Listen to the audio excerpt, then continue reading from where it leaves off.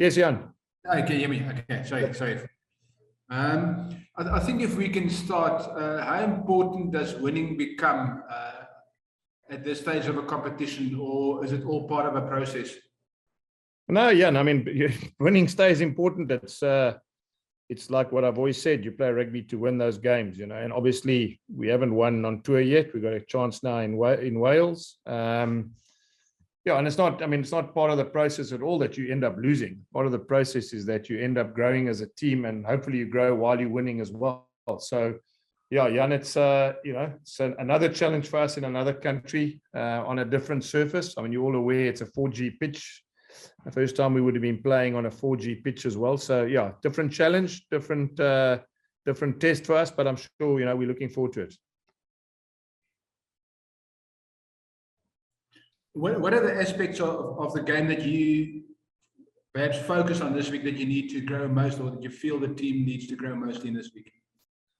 I think the most important thing is how we adapt to this new surface. I mean, if I watch the teams, the pace is very quick. You know, so a lot of things change. You know, the way you attack the breakdown, the numbers you have on your feet. You know, if you commit too many and the ball pops out and they get quick ball, then you've got a problem, because the reality is that the game is so quick you don't get to fill the field. But at the same time, if you just give, you know, opposition the ball all the time, then it's also very difficult because you never catch up. So yeah, so basically the decision making and understanding when to go in and when not to go in, and when, you know, to make sure we got numbers on our feet from a defensive point of view. And then attacking wise, to adapt according to, you know, I suppose to play as quickly as we can as well. Because obviously the quicker you play, the more you test the defense. Yeah, so I suppose those are the two things, Jan. You know, I think that, you know, is understanding that this sort of surface is a surface in the game where it can challenge you both defensively and attacking wise. Yeah, and we got to make sure that attack wise we stretch the defense, and defensively we find a way in which we don't get too stressed. In Cardiff, they historically quite a powerful team. I know their most recent history is probably not the best in Europe, but what do you expect from Cardiff?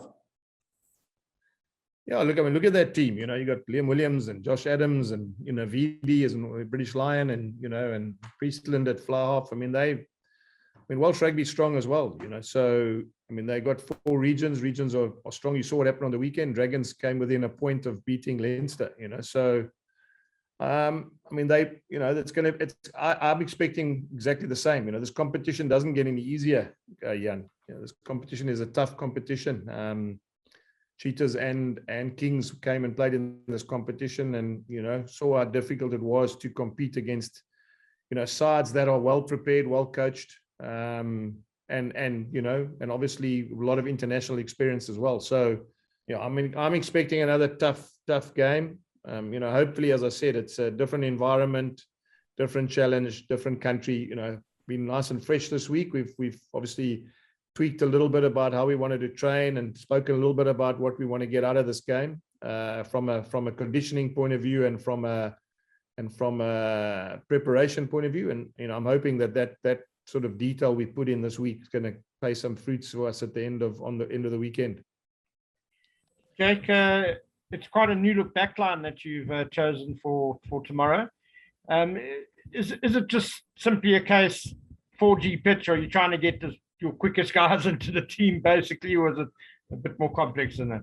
Ken, you know, it's funny. So I wanted to get Stedman a chance this week as well. Stedman's just, unfortunately, he's got a tight hamstring 2 days ago, and I really don't want to risk it. I mean, again, this 4G pitch, it's quick. It's really quick, you know. And if your hamstring's a bit tight, you know, what you can't afford is that I mean, if he tears his hamstring, he'll be out for a long time, you know.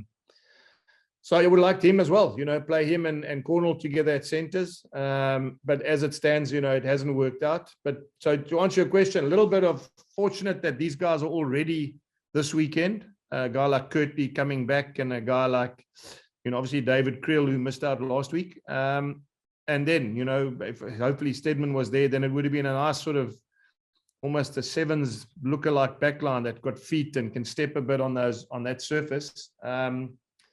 But so, yeah, so what I'm saying, Ken, in a long roundabout way, it's also timing. It's probably worked out that they're all ready, and, you know, hopefully having never played it with this backline on that surface, I'm quite keen to see how it turns out on Saturday with that kind of backline running, on a harder surface. Jake, and Cornell back at 13, obviously did really well in the centres, mostly at 12 for you. Yes, earlier. yes. Yeah, well, I mean, Ken, so as I said, if Stedman had played, then Cornell would have, and he did, he trained a lot at 12 as well this week with Stedman there. And then as it turned out, putting Harold back at 12 is obviously an accomplished 12 centre. He's played a lot for us. So it's a combination and Cornell's versatility of being able to play wing 13 and 12 is obviously important for us as well. So, yeah, Ken, I mean, as I said, I would have known what to expect if we had played Harold and Lionel, because they've played lots together, or whether it was Stedman and Cornell at 12 and 13. This combination probably hasn't played as much as all the others. But, what's exciting is it'll give us a chance to see how this combination works. Jake, just as a follow-up, I'm looking at the team sheet. Perhaps a handful of players would have played on this surface before. Do you know exactly how many of you guys have played on artificial surfaces? Yeah, look, I mean, a lot of them haven't. But to be fair, which has been quite nice, part of our prep this week, Jan, is we've been training out at a place called the Vale of Glamorgan, and we've been training on a synthetic pitch. So we've probably had the whole week to experience. It's not a 4G, but it's synthetic, and it gives us a feel for what it's going to be like. So, it's not ideal. We haven't played a game on it, not everybody, but at least we've had sort of this week to prepare scrumming, mauling, running around, obviously kicking, the ball bouncing, etc., giving us a chance also to see what it's like on that sort of synthetic pitch. Just for us ignorant who's never been, the last time I saw anything tartan was back in college days. What is the difference between a synthetic pitch and the 4G? Well, basically what it works is that one is just, synthetic, fully synthetic. The other one is a mixture of grass and synthetic together. And I think it's something to do with the base as well, Jan. So, whether one is predominantly clay-based or whether the one is, a mixture of whatever. I think the bottom line is, it's just a very different feel. It's a very different, the pace of the game and the way you can, because it's so even and so flat, that you can actually, players can really push themselves. So I think, again, you'd find that that's why teams that play on those sort of surfaces, their sort of tempo, they push tempo big time. They push, the pace of the game in terms of outworking people as opposed to going through them. So, sometimes, again, the skill level is also, Jan, sometimes helps as well, because there's not much other factors that influence the ball. And it's probably, if there's no inclement weather and there's no rain and, no sort of dew or whatever, then it's also one of those pitches where it's almost, I suppose it helps with everything. It helps with your skill level, helps with the accuracy, it helps with, with a breakdown in terms of the ball, being presented on the same surface all the time as, again. So, yeah, I mean, it's one of those, I'm sure as it's going along, they're trying to find the perfect surface. Some would say, and I've read articles where some players are a bit unhappy with the synthetic because of the fact that it doesn't give as much to the scrum and to the maul and to the, your footwork. But, again, that's a challenge that our players will probably have to adapt to. And I'm hoping that this week training on a synthetic pitch, that they would have a feel for, that it's not grass, or it's not, it's not in the mud, or it's not on surfaces we generally play in South Africa. Is it the actual old Arms Park with the synthetic pitch, or the 4G pitch? 100%. Yeah, it's the old Cardiff Arms Park, and it's got a synthetic, or not synthetic, got a 4G pitch. And what's the atmosphere like there? I mean, the last time it was very different. I'm talking about in the 90s. Yeah. I mean, look, the one thing that is significantly different, not only here, but everywhere, is that the smaller crowds are, they make a noise of massive crowds, and they also in the UK have been kept out of coming to watch sporting events. So you can imagine last week was the first weekend that the Connacht supporters were allowed to come and support their team. And I'm not sure, I think, again, Cardiff now, if it's not the first, it's relatively new for the supporters to come as well. So, they've been waiting for a long time to get into the stadiums and make a noise and support their team. So the atmosphere as you would know, Jan, in Wales, you don't need too much. I mean, they love their rugby. And Cardiff, is one of the towns where, I mean, right next to the Principality Stadium or the Millennium Stadium, there was known. You can imagine it's rugby. It's really rugby country, yeah. I was going to say, you're going to take your boys for a walk from the cathedral to the stadium. I mean, that's the best walk in Cardiff ever. 100%, 100%. I'm sure they've done it a few times. We're living in the middle of Cardiff, and a couple of guys have walked into the castle and had a look, and through the streets and seen the pictures of all the rugby people, all over the town, and in all the shops, and everything is rugby. So it'd be nice for these young guys as well, Jan, for them to experience the sort of rugby feel of a country like Wales as well. So there's a proper rugby atmosphere for a change.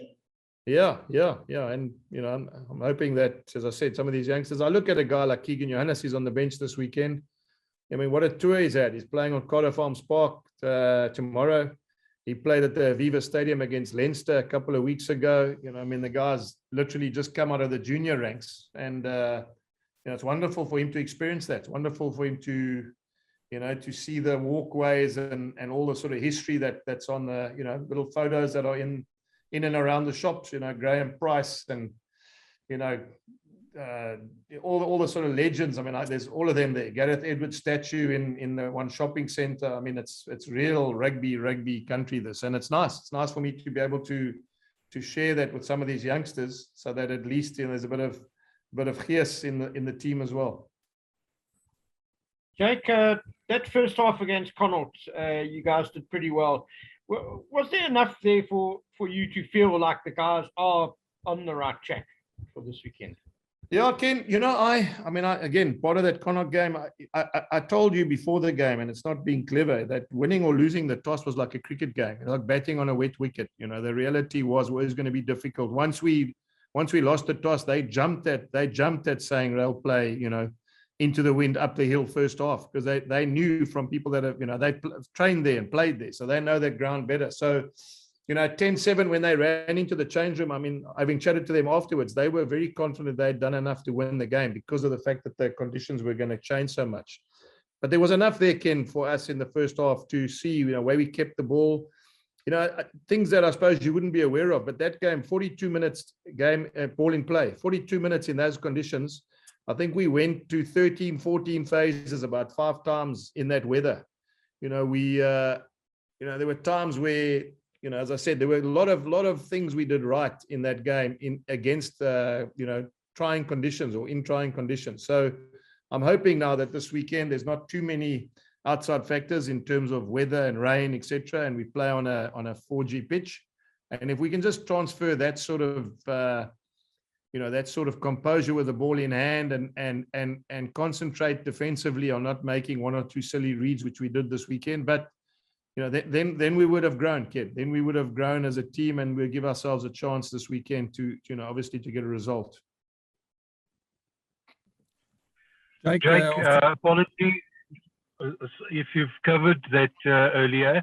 I've listened to one of my colleagues last night in a discussion program referring to, amongst others, the Bulls' conditioning, and that it is not up to par. And that would be one of the reasons why you're not faring well in the last 2 games there. I would like to have your comment on that, please. Simon, it's interesting. I've been in rugby, I think now for nearly 40 years. I started coaching in 1982, and every time you lose, it's because the guys are unfit, So that's always the first thing that comes up. If you consider, and I'm going to answer it by saying, I think when we were beating teams in every second half in the Currie Cup, and we were scoring 40 points in the second halves of every Currie Cup, and we were, as I said, finishing off strong and scoring points in the back end of the games, then no one mentioned anything about fitness. So, I don't think there's anything. Our fitness is fantastic. I think our medical staff and our conditioning staff are some of the best that I've worked with. A guy like Andre Volstead and Ippon, who's a Japanese conditioning coach that I've known and brought into the system. I've got no doubt, Simon, that conditioning is not the fact. Maybe there's an element of fatigue, and I'm not even talking about physical fatigue, maybe mental fatigue. I think it's very important for the journalists to understand. I did a sum the other day, And in the last 52 weeks, up to this week, so we started the 25th of September. We started with a Super Saturday.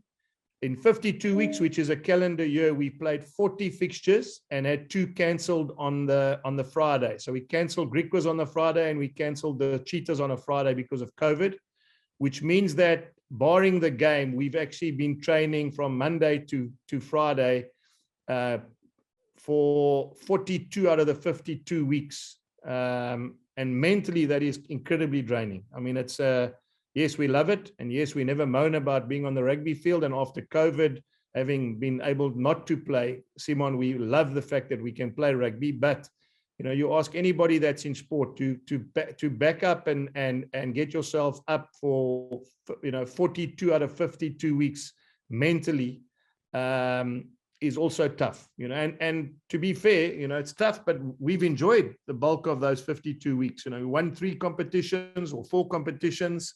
You know, we've won much more than we've lost. So to get up every week and get yourself ready physically and mentally has probably been easier for us than other teams. So yeah, I suppose I'm talking a lot about it, Simon, but I've got no doubt that conditioning wise, we got the best conditionings. Our guys are fit. Our guys are, you know, medically, we've got lots and lots of guys that are 100% medically to play, which again is a massive bonus to our conditioning and our medical staff in getting players ready to play.